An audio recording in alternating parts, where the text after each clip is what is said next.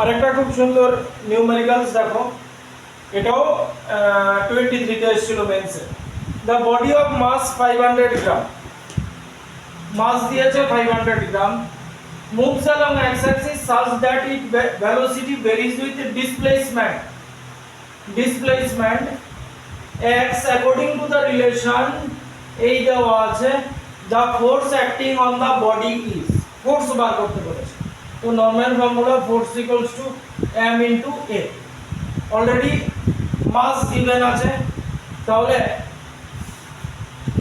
Mass 500 gram equals to 500 by 1000 half KG.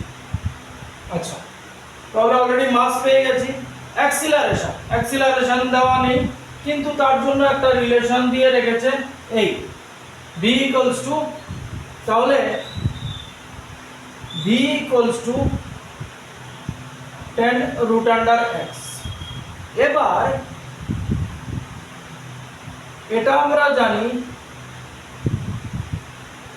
এটা হচ্ছে acceleration. এটাকে যদি আমি এরকম ভাবে লিখি,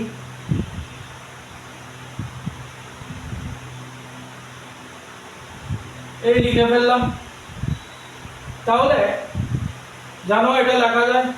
তাহলে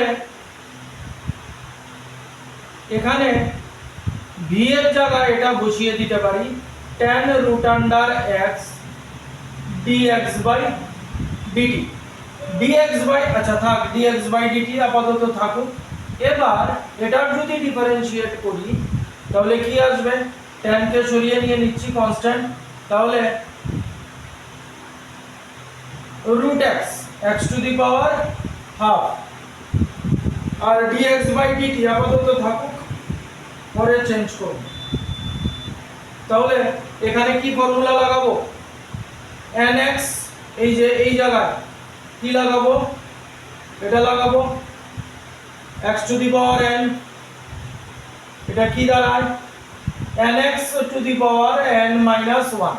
তাহলে যদি লাগাই তাহলে কি হচ্ছে 10 nx হাফ ইনটু x কত n power x to the power n minus 1, আর dx by dt, dx by dt কি, dx বাই dt হচ্ছে v, এটাকে v লিখে রাখলাম।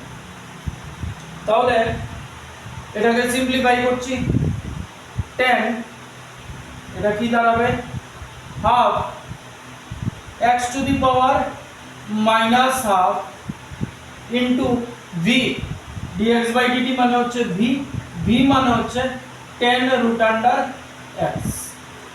তাহলে 10 x to the power minus half মানে হচ্ছে 1 বাই root under x, আর এখানে 2 অলরেডি নিচে আছে, এই দাঁড়ালো এটা, আর into 10 root under x, root under x cancel, 2 10 কেটে গেল 5। তাহলে আমার অ্যাক্সিলারেশন হলো 50 মিটার পার সেকেন্ড স্কয়ার। তাহলে বসিয়ে দাও 50 মিটার পার সেকেন্ড স্কয়ার, এখানে বসিয়ে দেবো। এবার এটা গেস করছি, তাহলে ফোর্স কি অ্যাপ্লাই হচ্ছে, মাস কত ছিল হাফ কেজি, অ্যাক্সিলারেশন আমাদের এসছে 50, তাহলে 2 দিয়ে 50 মানে 25 নিউটন। এটা হচ্ছে আমাদের answer, option D correct. Thank you.